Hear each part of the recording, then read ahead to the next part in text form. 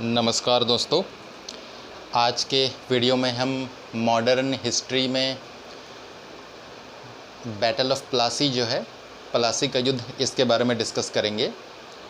तो इसके पहले हम डिस्कस करें, मैं कुछ चीज़ें बताना चाहूँगा। आप मेरा जो प्लेलिस्ट है आपका मॉडर्न हिस्ट्री का, उसे आप एक बार देख लीजिएगा। मैंने थर्ड कार्नेटिक वॉर्स तक कंप्लीट कर दिया था और उसके बाद औरंगज़ेब की मृत्यु के बाद जिस तरीके से मुग़ल एम्पायर में वीक रूलर्स आए और मुग़लिया सल्तनत जो कमज़ोर होती चली गई, उसका भी मैंने एक वीडियो बनाया है, उसको एक बार देख लीजिएगा, जिससे आपको ये समझ में आएगा। तो बेसिकली ये बंगाल में अंग्रेज़ों की जो लड़ाई हुई थी, और इस लड़ाई के बाद ये बहुत ही इम्पोर्टेंट वॉर है, क्योंकि इस लड़ाई के बाद अंग्रेज़ों का एक तरफ से भारत के एक बहुत बड़े प्रांत पर कब्जा हो जाता है। एक बहुत बड़ा प्रोविंस अंग्रेज़ों के कंट्रोल में हो जाता है और अंग्रेज़ इसके बाद पॉलिटिकली एक तरफ से पूरा कंट्रोल करने लग जाते हैं भारत में आके। तो इसे समझना बहुत ज़रूरी है।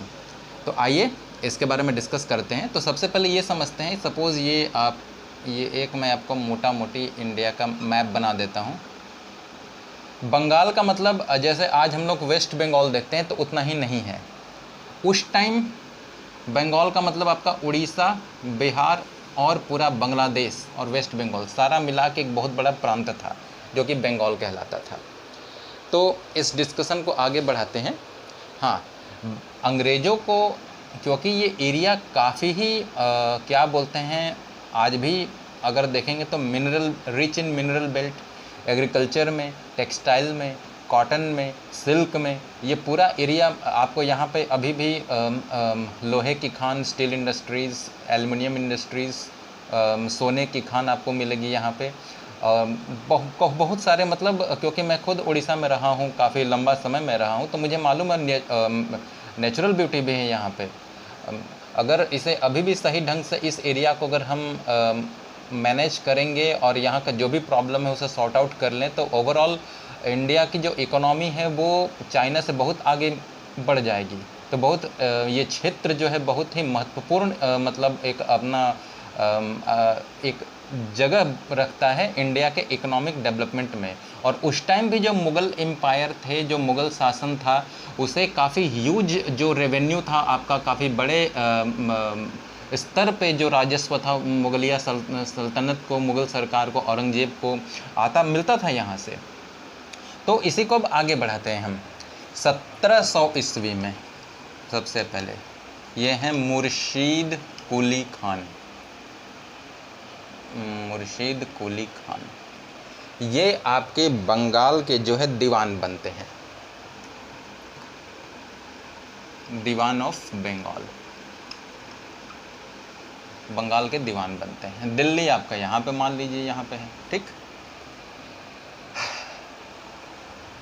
1707 में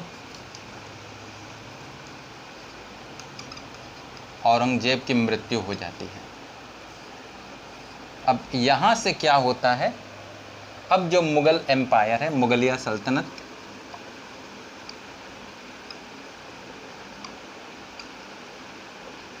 कमज़ोर वीक रूलर्स जो कहा जाता है, कमज़ोर शासकों के अधीन होने लगता है। और इसका फ़ायदा मुर्शीद कुली खान उठाता है। धीरे धीरे ये ग्रेजुअली धीरे धीरे अपने आप को आइसोलेट करने लगता है।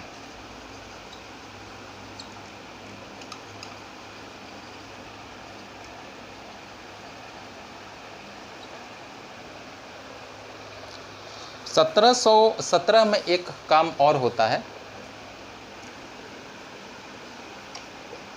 आप मेरा प्रीवियस वीडियो देख लीजिएगा, फर्रुखशेर। फर्रुखशेर क्या करते हैं, यहाँ के आपके दिल्ली में यहाँ के सुल्तान हैं। तो ये क्या करते हैं, सुनहरा फरमान जो कहते हैं, गोल्डन फरमान, ये कंपनी को दे देते हैं, चाहे ईस्ट इंडिया कंपनी बोलिए चाहे अंग्रेज़ करिए, मोटा मोटी तौर पे मैं आपको बता रहा हूँ। इसमें क्या होता है कि आप 3000 रुपया सालाना दीजिए टैक्स इनको, और ट्रेड फ्री कीजिए। अब इससे क्या होता है कि अंग्रेज़ों के लिए बहुत आराम हो जाता है। 3,000 रुपये ये सालाना टैक्स देते हैं और एक मोटा मोटी तौर पे देखेंगे तो करीब करीब 50,000 पाउंड तक का इनका एक तरफ से बिजनेस जो होता है इस क्षेत्र से यूरोप में जाता है। आप अप्रॉक्सीमेटली आप कह सकते हैं पाउंड 50,000 का बिजनेस जो है, ट्रेड जो होता है, ये यूरोप के लिए होता है 3,000 के टैक्स पे। और अंग्रेज़ों को मतलब कहा जाए तो सबसे ज़्यादा जो ट्रेड यूरोप को जो इंपोर्ट होता है एशिया से टोटल, उसमें ओवरऑल 60% का जो कंट्रीब्यूशन होता है वो सिर्फ बंगाल से ही आपका यूरोप के ट्रेड में होता है। इंपोर्ट जो यूरोप कराता है, यूरोप के ट्रेड से जो इंपोर्ट से जो ट्रेड होता है आपका एशिया से जो इंपोर्ट कराते हैं, उसमें 60% जो है टोटल इंपोर्ट का कंट्रीब्यूशन सिर्फ वेस्ट पूरा बंगाल रीजन से होता है उस टाइम। टेक्सटाइल हो गया, कॉटन हो गया, सॉल्ट बिटर हो गया आपका, इसके अलावा जो भी रॉ प्रोडक्ट्स हो गए आपके, राइस हो गए, इंडिगो हो गए, शुगर हो गया, सिल्क हो गया, हैंडीक्राफ्ट्स हो गए, ये सारी चीज़ें आपका बंगाल रीजन से पूरा आपका एक्सपोर्ट होता था, यूरोप में जाता था। तो इससे आपको अंदाज़ा लगा सकते हैं कि 3,000 के एनुअल टैक्स से कितना मतलब उनको फ़ायदा हो रहा था। इसके अलावा ये एक काम और अंग्रेज करते थे, अपना पास दिखा के जो लोकल जो बिजनेसमैन थे, क्योंकि इनको 3,000 में एक पास मिल गया था, लोकल बिजनेसमैन को भी अपना सामान अपने साथ उनका सामान पास करवा देते थे, जिससे कि उनका भी टैक्स बच जाता था। तो इस तरीके से कहीं ना कहीं जो राजस्व जो है उसमें कमी आने लगी, मुग़ल एम्पायर के जो रेवेन्यू कलेक्शन में कमी आने लगी। इस तरीके से मुग़ल एम्पायर धीरे धीरे इकोनॉमिकली वीक होने लगा। 1719 में एक काम और होता है कि 1719 में जो उड़ीसा होता है उसे बंगाल में मर्ज कर दिया जाता है। उड़ीसा मर्ज्ड विथ बंगाल, ठीक। अब उड़ीसा मिल गया, हालांकि अब झारखंड, बिहार धीरे धीरे सब मिल जाएंगे। झारखंड तो पहले बिहार में ही था, हिस्सा था, बाद में से अलग किया गया। अब क्या होता है कि इसी साल 1719 में एक काम और करते हैं, मुर्शीद कुली खान अपने आप को डिक्लेयर्ड हिमसेल्फ एज नवाब। ये अब यहाँ से नवाब की प्रथा शुरू हो जाती है, नवाब ऑफ बंगाल, अपने आप को बंगाल का नवाब घोषित कर देते हैं। एक काम और करते हैं यहाँ पे, अब रेवेन्यू कलेक्शन के लिए इजारा सिस्टम लागू करते हैं। इजारा system launched to collect revenue.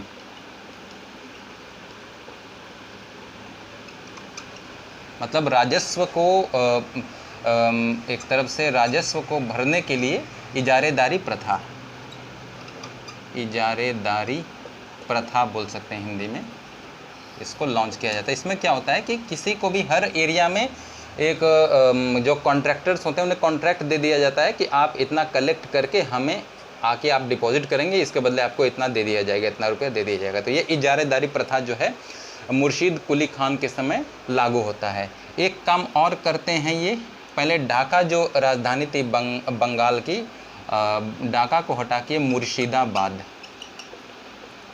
Murshidabad was made new capital of Bengal, ठीक। मुर्शिदाबाद, पहले मकसूदाबाद नाम रहता है, इसको बाद में मुर्शिदाबाद कर दिया जाता है। तो ये हो गया दोस्तों। 1727 में इनका क्या होता है कि इनकी मृत्यु हो जाती है। 1727 में मुर्शीद कुली खान डाइड, मर जाते हैं। ये हो गया इतना आपका।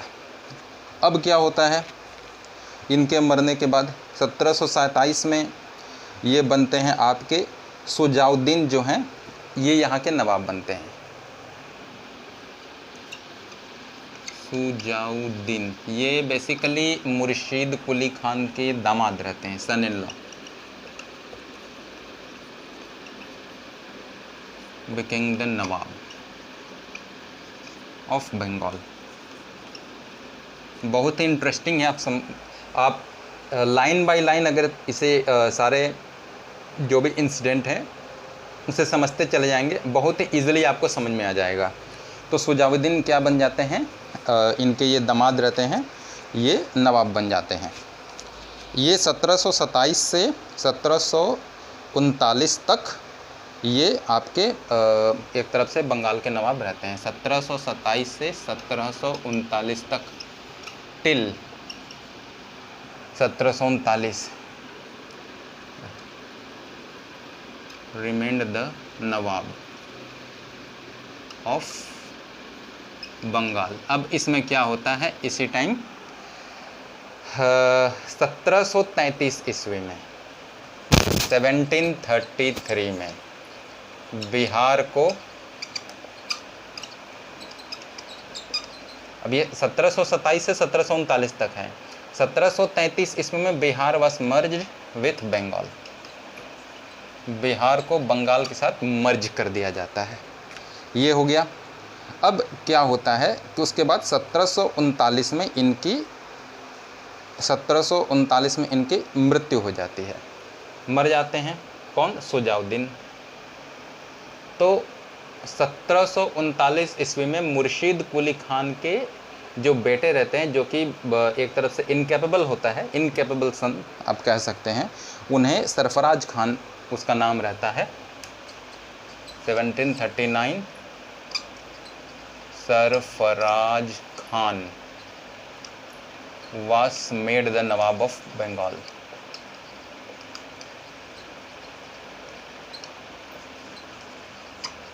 अच्छा, 1733 में जब बिहार को बंगाल में मर्ज किया जाता है तो उस टाइम आपके अली वर्दी खान जो होते हैं उस टाइम बंगाल के ये दीवान होते हैं। यहीं से स्टोरी चेंज होती है, दीवान होते हैं, Diwan of Bengal during that period. अब समझते चले जाइए ये क्या करते हैं, क्योंकि ये एक महत्वाकांक्षी व्यक्ति हैं और सत्ता का लालच है इनको, और एक तरफ से भांप गए थे, थोड़ी दूरदृष्टि भी थी इनकी, ये भांप गए थे कि जो सरफराज खान है इनकैपेबल है, तो ये क्या करते हैं, सरफराज खान को मार देते हैं 1740 में, किल्ड सरफराज खान।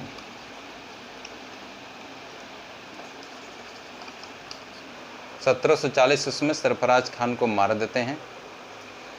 उसके बाद ये खुद बन जाते हैं डिक्लेयर्ड हिमसेल्फ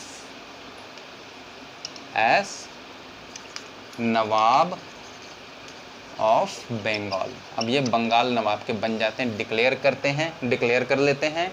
और इसके लिए उस टाइम ये 2 करोड़ रुपया, जो मुगल एम्पायर था उस टाइम रंगीला खान थे, 2 करोड़ रुपया एज ए टैक्स आप कह सकते हैं, चाहे इसे आप डोनेशन कह लीजिए, आप इसे घूस भी कह सकते हैं, रंगीला खान को ये एक तरफ से दे देते हैं।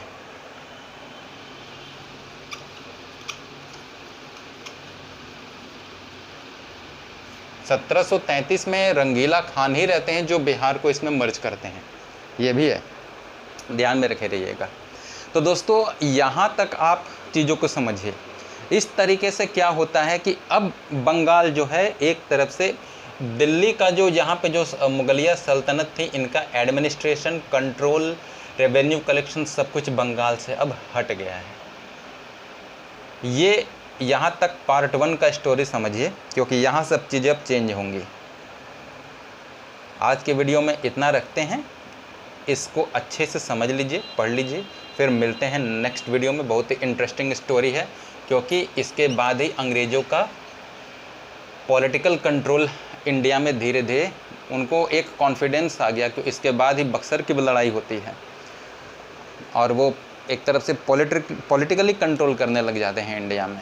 बहुत कुछ है।